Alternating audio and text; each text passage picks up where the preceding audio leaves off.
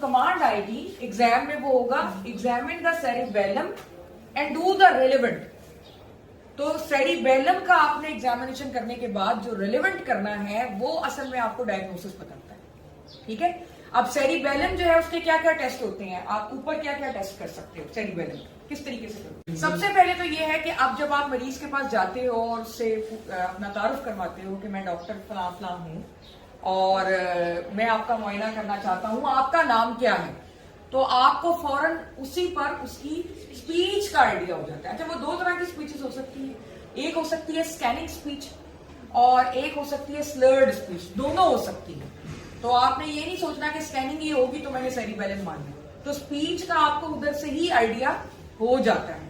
ठीक है, कि वो इस तरह से बोलेगा मेरा नाम मोहम्मद अहमद है, तो स्लर्ड स्पीच है, या वो कहेगा मेरा नाम मोहम्मद अहमद है, तो ये स्कैनिंग है। यानी हर सिलेबस के ऊपर जो है वो बहुत ज्यादा जोर देगा, तो स्पीच का आपको उधर से ही आइडिया हो जाएगा। और इसके अलावा जो है वो इस चीज का भी पता चल जाएगा कि पेशेंट आपका well oriented in time and space है या नहीं है, कोऑपरेटिव है या नहीं है। ठीक है, उसके बाद जो है आपने सेरिबेलम में नेक्स्ट क्या चीज देखनी है, निस्टिग्मस। निस्टिग्मस देखने के लिए एटलीस्ट आपका जो होना चाहिए डिस्टेंस, वो 1 आर्म का डिस्टेंस होना चाहिए। ये नहीं होना चाहिए कि आपने आंखों के बहुत करीब जो है वो रखा हुआ है, इतना करीब अगर रखा हुआ है तो निस्टिग्मस जो है वो आ जाएगा। ठीक है, आपका डिस्टेंस 1 आर्म पे होना चाहिए, यानी इस फासले पर। आप उसको पहले इस एक्सट्रीम पे लेके जाएंगे, ठीक है, और देखेंगे कुछ देर के लिए कि आए आपकी ऐसे होती है या नहीं होती, फिर इधर लेके जाएंगे और उसको दोनों में देखते हैं। ठीक है, दोनों में देखते हैं। Finger nose test, finger nose test के अंदर आपने उसको कहना है कि अपनी फिंगर बनाए ऐसे करके, ठीक है, और अपना एक हाथ टिप ऑफ द नोज पे रखें और दूसरा हाथ अगेन एट आर्म्स डिस्टेंस होना चाहिए। आपका दूसरा हाथ वो इधर होगा, इस पर लगाए, फिर दोबारा रखें और आप इसको मूव करते जाएं। पहले एक हाथ से वो करेगा, फिर वो दूसरे हाथ से करेगा, और आपका ये वाला जो हाथ है ये एट आर्म्स डिस्टेंस होगा। फिर उसके बाद आपका आ जाता है डिस्डाइडोकोकाइनेसिया। डिस्डाइडोकोकाइनेसिया के अंदर जो है वो आपने एक हाथ से उसको ऐसे कहना है कि वो सुपिनेट और प्रोनेट करे, फिर दूसरे हाथ से कहना है सुपिनेट। अगर आपके पास टाइम नहीं है, जिस तरह शॉर्ट केस में नहीं होता, तो आप उसको इस तरीके से कह सकते हैं कि जिस तरह रोटी पकाते हैं उस तरीके से करें। तो ये आपके सारे टेस्ट हो गए अपर लिप के। और कोई रह गया? पास पॉइंटिंग भी इसी में हो जाएगा, मतलब वो जब इस तरह हाथ लगाएगा और उसका हाथ यूं बाहर निकल जाता है तो ये पास पॉइंटिंग। तो ये आपके सारे टेस्ट हैं जो कि मेरा ख्याल है कि विद इन 1 मिनट आपके हो जाएंगे। उसके बाद लोअर लिम्ब आ जाती है। लोअर लिम्ब के अंदर जो है वो आपने क्या क्या करना है, हील शिन टेस्ट करना है। अस्सलाम वालेकुम, क्या हाल है आपका, क्या नाम है? मोहम्मद जमील। मोहम्मद जमील साहब। मोहम्मद जमील साहब, आपका जो है ना, मैंने टांगों का थोड़ा सा जो है ना वो मुआयना करना है, ठीक है, तो कर लूं? उसमें आपने जो है वो मरीज को ये बताना है, पहले बल्कि पहला स्टेप है उठानी, ये उठाई, फिर घुटने पर रखी, दूसरा स्टेप, फिर तीसरा स्टेप इसको रगड़ना है, चौथा स्टेप इसको उठाना है और फिर ऐसे रखना है। उठाया, इधर रखा, फिर यूं किया, फिर यूं किया और फिर यूं किया। पहला स्टेप, उठाएं इसको, टांग उठाएं, घुटने पे रखें, रगड़ें, ऊपर उठाएं, फिर नीचे रखें। अब दूसरी टांग से, दूसरी टांग को उठाएं, घुटने पे रखें, रगड़ें, उठाएं और फिर नीचे रखें। ठीक है, तो इस तरीके से आपने स्टेप बाय स्टेप जो है वो हील शिन टेस्ट जो है वो उसको करवाने हैं। फिर उसके बाद जो है इसमें आप पेंडुलर नी जर्क करवा लेते हैं। मरीज को आप उठा के बिठाएंगे, हैमर से जो है उसका नी जर्क करेंगे और फाइनली आप उसकी गेट चेक करेंगे। गेट कैसी होती है? इसमें ब्रॉड बेस्ड गेट होती है, एटेक्सिक गेट होती है। आप उठ के बैठेंगे जरा, टांगे इधर लटका लें, नीचे लटका लें, आगे थोड़ा सा आगे। मुझे नहीं पता कि इस मरीज में सारे सेरिबेलर साइंस आ रहे हैं या नहीं आ रहे, लेकिन मैं सिर्फ आपको ये बता रही हूँ कि सेरिबेलर साइंस को आपने कैसे देखना है। टिल्ला छट दो बिल्कुल अपने आप में, बिल्कुल टिल्ला छट दो, ठीक है जी।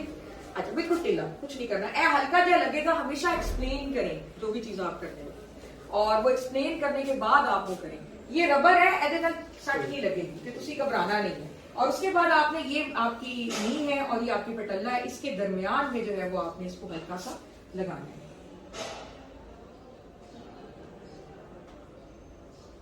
ठीक है, इसमें कोई पेंडुलम लीजर नहीं आ रहा। फिर इसी तरह यहां पर आप आए,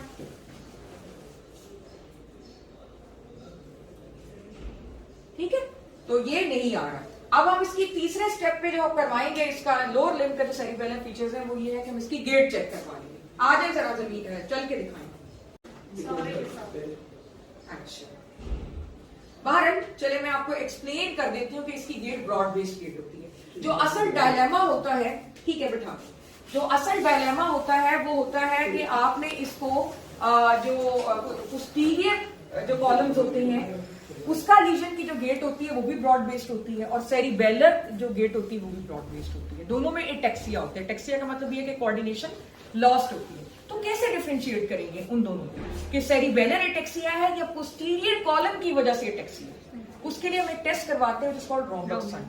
रोम्बक साइन के अंदर ये होता है कि जो पोस्टीरियर कॉलम होता है वो आपका बेसिकली पोजीशन को सेंस कर रहा होता है। पोस्टीरियर कॉलम की वजह से अगर आपकी आंखें बंद भी हैं तो आपको पता होता है कि आप क्या कर रहे हैं और कहां बैठे हैं, आपको पोजीशन का अंदाजा होता है। लेकिन अगर पोस्टीरियर कॉलम की वजह से एटेक्सिया है तो the moment you ask the patient to close the eyes तो वो एकदम से लड़खड़ा जाए। ठीक है, on the other hand cerebellum में ऐसा नहीं होगा। सेरिबेलम में चाहे आंखें बंद करवाओ चाहे खुली हो वो एटेक्सिक ही रहेगा। सो हमने अभी ये किया कि जो कमांड आपको शॉर्ट केस में मिलती है आपने उसको फॉलो करना है। उसमें आया जी examine the cerebellum and do the relevant. तो हमने सेरिबेलम सबसे पहले किया। हमने सेरिबेलम में मैंने आपको पहले बता दिया कि हमने क्या क्या किया। अपर पोर्शन में हमने क्या टेस्ट किए, लोअर में।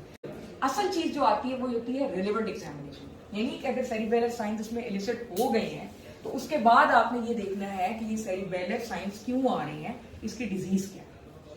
This is the real thing which you have to do, चाहे वो एमआरसीपी के गवर्नमेंट चाहे वो एफसीपी, वो कैसे करेंगे उसकी स्कीम बनानी। आपने सोचना नहीं है, परेशान नहीं होना कि अच्छा अब मैं डिफरेंशियल डायग्नोसिस कैसे बनाऊं। सेरिबेलर का केस है, सेरिबेलर साइंस का, आप मुझे नहीं समझ आ रही इसका डीडी मैंने कैसे एग्जामिनर को बताना है, शॉर्ट केस तक खत्म होगा।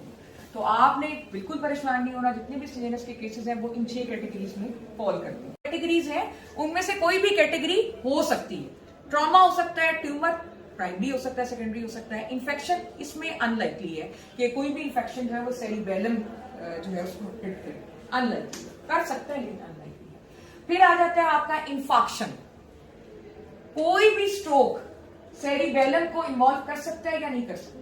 There is a stroke which is called Wallenberg syndrome, ठीक है, और वो पोस्टीरियर इंफीरियर सेरिबेलर आर्टरी की इन्वॉल्वमेंट की वजह से होती है, इज कॉल्ड पाइका, ठीक है ना। वेलनबर्ग सिंड्रोम, वेलनबर्ग सिंड्रोम में आपको सेरिबेलर फीचर्स के अलावा और क्या कुछ मिलता है, हॉर्नर सिंड्रोम आपको मिलता है।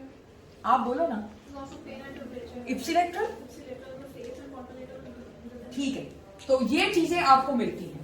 फिर उसके बाद स्ट्रोक के बाद आपका आ जाता है degeneration and finally demyelination. Degenerative disorder कौन सा होता है जिसमें सेरिबेलम इन्वॉल्व होता है,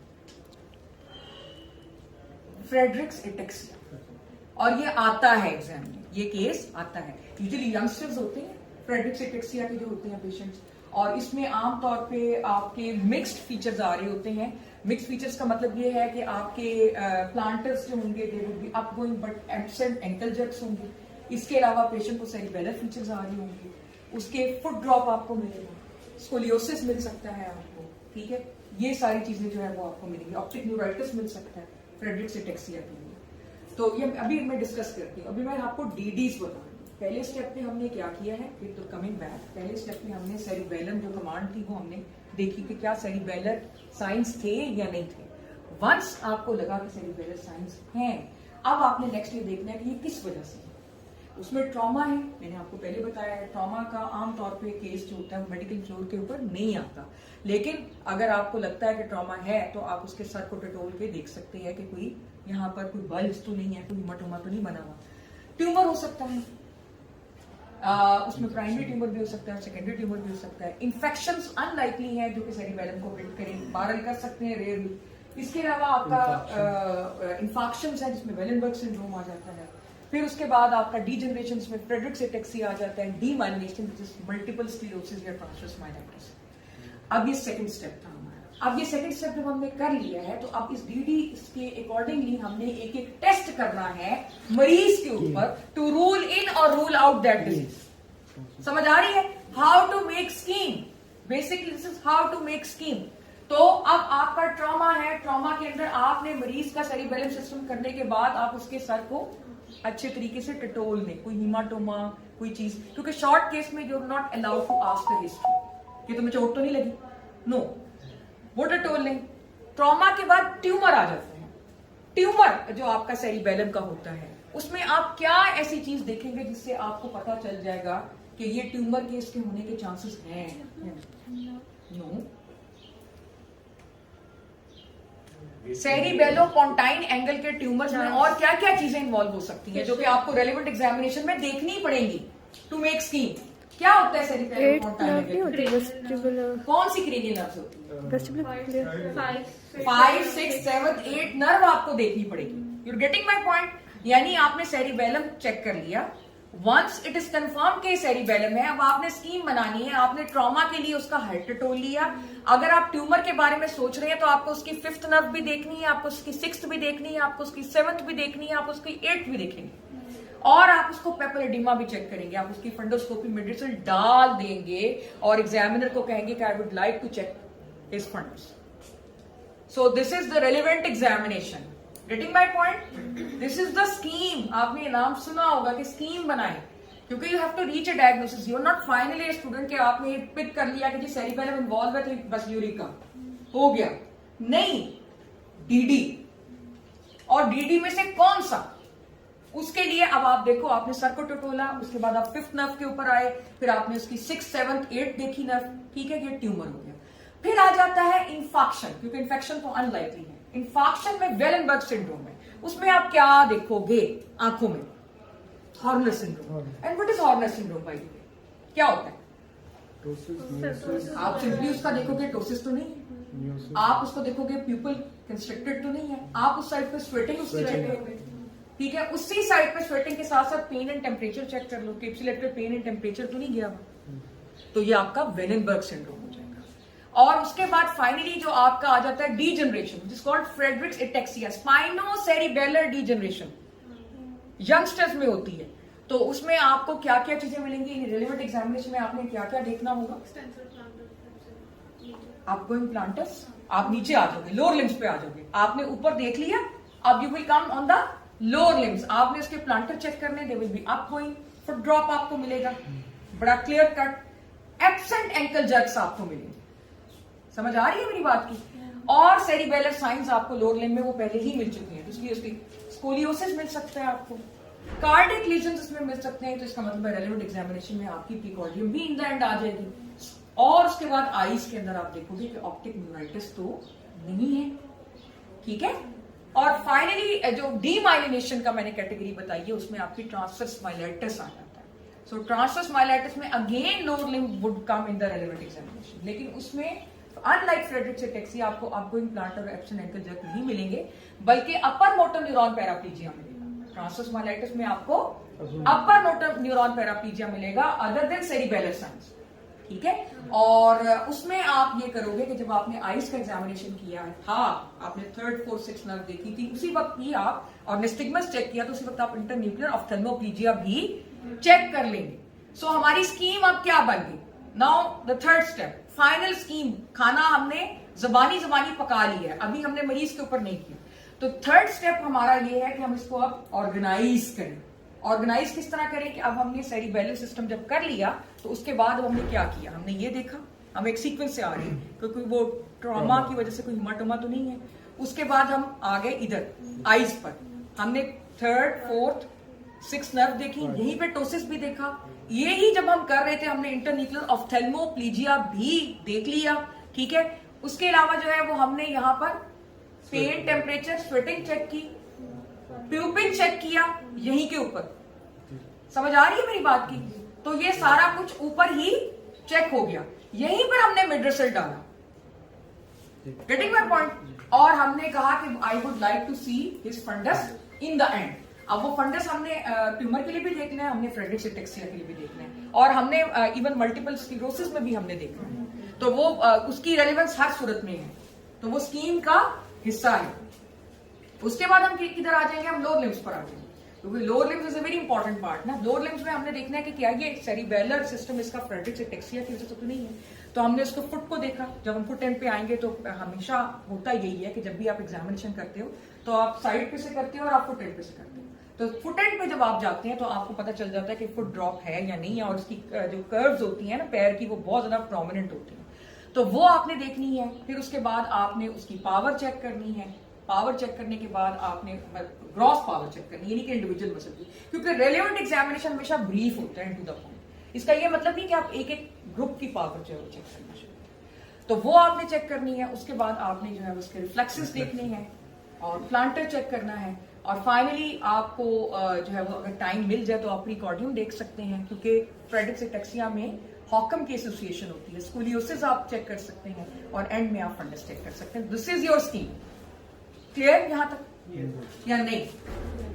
सो this is the third step. अब असल स्टेप है कि how to perform it, how to practise it, वो हम यहां पर, ठीक है? तो वो आप जो है ना उसको जरा देखें। अब मुझे नहीं पता इसमें सारी पहले साइन आ रहे हैं, जरा इलिस्ट्रेट करें। नहीं लाना सर, नहीं लाना आपने, सिर्फ आंखें हिलाना सर, ना हिलाएं सर, सर पे हाथ रखें, हिलाएं, देखें, ये देखें, ये देखें, ये इनको निस्टिग्मस आ रहा है। अब दूसरी साइड पे लेके जाएं फिंगर को। इधर इतना नहीं है लेकिन उस साइड पर है जी। फिंगर नोज टेस्ट करें, लगाएं हाथ इस वाले हाथ से। नहीं, इसमें आपने उनको बताना है कि इस तरह उंगली इस तरह बनानी है। ऐप तुसी पहले अपनी नक नू लाना है, उस तो बाद मेरी उंगल नू लाना। लाओ लाओ, तेज तेज लाओ, लाओ। अब दूसरी हाथ से, हम दूसरे हाथ में करो। पहला नक नू लाओ, लाओ, नाक पे लगा के फिर वापस। ठीक है। अब इस तरह करें, दूसरे हाथ से करें, ठीक है, सही है। तो कहने का मतलब ये है कि इसमें इतने टिपिकल फीचर्स नहीं आ रहे सेरिबेलम के, लेकिन स्टिल जो मकसद आपको बताना है वो अप्रोच टू द पेशेंट है, ठीक है? आप अपर लिम्ब के तकरीबन हमने पूरे कर लिए हैं और लोअर लिम्ब के भी मैंने आपको बता दिए हैं। अब इसकी जो रेलेवेंट स्कीम है वो इस तरीके से होगी कि आपने इस तरह से मरीज को देखना है, कोई हिमाटोमा के लिए, ठीक है? उसके बाद आपने इसकी एक्स्ट्रा ऑक्यूलर मसल्स को चेक करने के लिए ए मेरी उंगल बल देखो, जिथे जिथे जाएगी उतने उतने देखना है, ठीक है? ऊपर नीचे, ठीक है? फिर उसके बाद ये थर्ड फोर्थ सिक्स्थ आपकी होगी। उसके बाद आपने चेक करनी है fifth seventh and eighth. Fifth जो है उसका सेंसरी पार्ट आप इस तरह चेक करेंगे। ए महसूस हो रहा है? बराबर ने, बराबर ने कि फर्क है? बराबर ने। इधर बराबर है? इतने ज्यादा है, इतने घट है। अच्छा, इतने दसो, ठीक है। तो ये आपकी ऑफ्थेल्मिक डिवीजन है, ये मैक्सिलरी है, ये मैंडिबुलर है। Then there is a corneal reflex. उसके लिए आपको वो कॉटन का वो चाहिए होता है और आपने देखना होता है कि वो आंख बंद करता है या नहीं करता। तो उसका जो एफ्रंट होता है वो फिफ्थ नर्व के थ्रू होता है, जो ईफ्रंट होता है वो सेवंथ के जरिए होता है। ऐसे करके मैंने जब किया तो ये अपनी इसको झपकेंगे, तो वो जब झपकते हैं तो उसका एफ्रंट फिफ्थ से जा रहा होता है और ईफ्रंट सेवंथ से आ रहा होता है। तो वो आपने वो चेक कर लिया। फिर उसके बाद इसका मोटर पार्ट आप चेक करते हैं। दंदा लो पीछो, जोर से दबाएं दांतों को, ठीक है? तो ये आपका मोटर पार्ट उसका चेक हो गया, सेंसरी भी हो गया, मोटर भी हो गया। दांत दिखाएं ऐसे, दिस इज सेवंथ नर्व, ठीक है? आंखें जोर नाल पीछो, खोलना नहीं देनी है मैंने। तो ये आपका से मुंह में फूंक भरे, निकालने नहीं देनी। तो आपकी ये fifth sixth seventh third fourth सारी चेक हो गई। आवाज आ रही है? आवाज आ रही है कान में? ये बराबर है?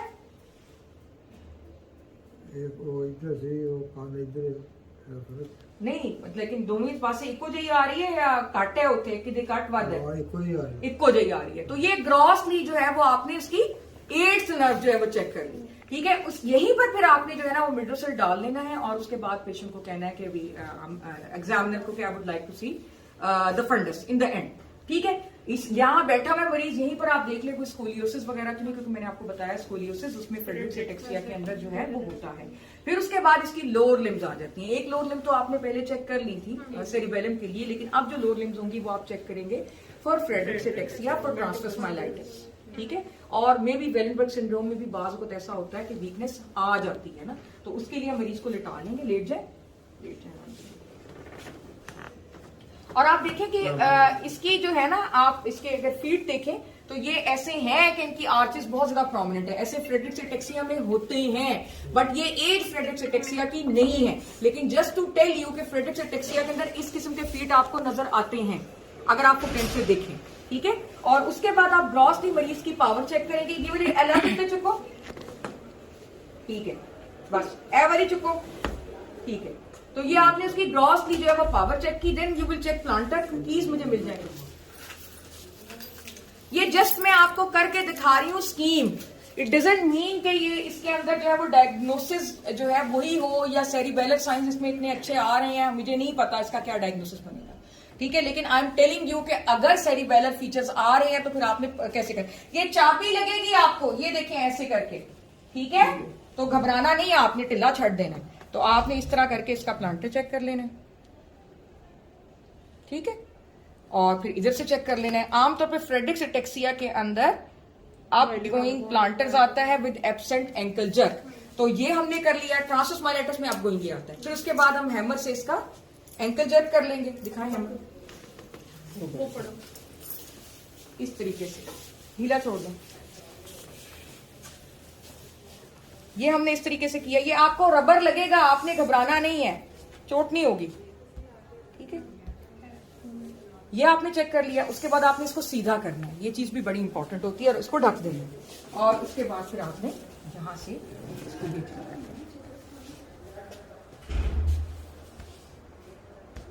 ठीक है। और उसके बाद आपने इसको ऐसे कर देना। और फाइनली जो है अगर आपके पास टाइम बच जाए तो फिर आपने इसकी प्रिकॉर्डियम भी चेक कर लेनी है फॉर हॉकम। सो दिस इज हाउ आपने इसको रेलेवेंट एग्जामिनेशन का करना है। नोट डाउन कर लें अपनी कॉपीज पे। आपकी कमांड है examine the cerebellum and do the relevant. आपने उसका सेरिबेलम चेक करने के बाद रेलेवेंट के अंदर, क्योंकि हमारे जहन में ट्रॉमा था तो हमने उसका सर पैल्पेट किया, हमारे जहन में ट्यूमर था तो इसलिए हमने इसकी 3rd, 4th, 6th नर्व्स भी चेक की, और साथ हमने जो है वो इसकी वो वाली नर्व्स भी चेक की जो सेरिबेलम फोंटाइन एंगल के अंदर मौजूद थी, 5th, 7th, 8th, ठीक है, वो भी चेक करना जरूरी था। क्योंकि सेरिबेलर सिस्टम जो होता है वो ट्रांसवर्स माइलाइटिस में भी इन्वॉल्व होता है, इसलिए वहीं पर जब हमने वो चेक किया तो हमने इंटरन्यूक्लियर ऑफ्थेल्मोप्लेजिया भी चेक कर लिया। What is internuclear ophthalmoplegia? It is basically because of lesion of medial longitudinal fasciculus. Medial longitudinal fasciculus आपकी कॉन्जुगेट आई मूवमेंट्स को कंट्रोल करता है।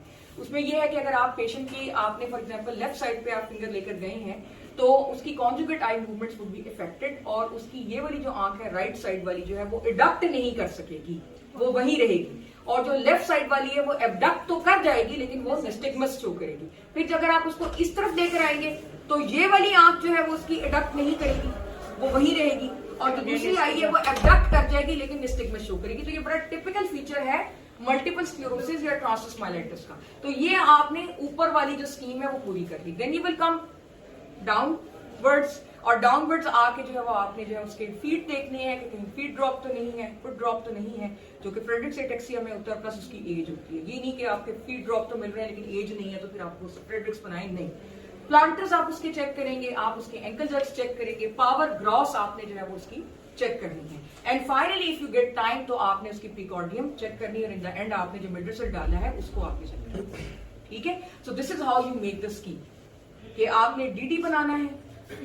आफ्टर चेकिंग जो भी आपको कमांड मिली है वो पूरी करके आपने उसी वक्त डीडी बनाना है, और डीडी के बाद आपने एक एक टेस्ट एलिसिट करना है to rule in that disease और to rule out. So basically they check your approach, they don't check कि आपको सेरिबेलम करना आता है या नहीं आता, वो तो फाइनल ईयर के लेवल पे भी आता है, 3rd ईयर के लेवल पे भी आता है।